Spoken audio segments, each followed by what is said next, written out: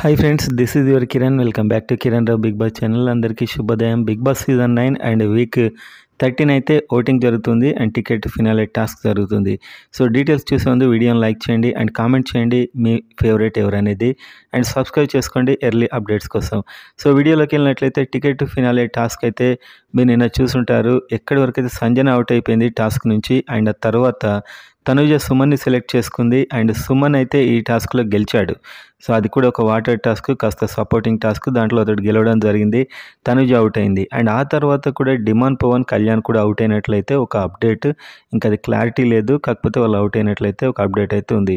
And ఇప్పుడు మనం చూసినట్లయితే ఓటింగ్లో కూడా చాలా ఇంపార్టెంట్ చేంజెస్ అయితే జరుగుతున్నాయి అండ్ ఎలిమినేషన్ జోన్లోకి ఊహించిన కంటెస్టెంట్ కూడా వచ్చే అవకాశాలు అయితే ఉన్నాయి.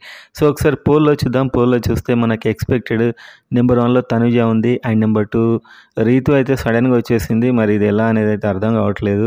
సో ఓవరాల్గా అయితే నెంబర్ 2 చాలా పొల్స్లో కనిపిస్తుంది. తర్వాత సంజనకి జెన్యూన్ తన ఓట్ బ్యాంక్ అయితే ఉంది డెఫినెట్గా, అండ్ ఇమాన్యుయల్ ఓట్స్ కూడా వచ్చే ఛాన్స్ ఉంది. ఆ తర్వాత డిమాండ్ పవన్ ఈ వీక్ ఎలాగో సేవ్ అవుతాడు.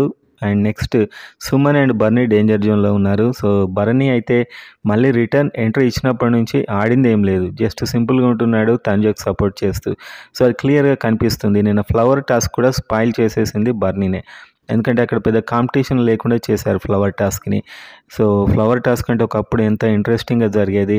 సో టాస్క్ అంతా చూడాలని అనిపించలేదు, అలా అయితే అయింది. సో ఓవరాల్గా చూస్తే బర్నీ డేంజర్ జోన్ అని చెప్పొచ్చు, ఎందుకంటే తన ఆట తను ఆడట్లేదు, ఇండివిజువాలిటీ లేదు.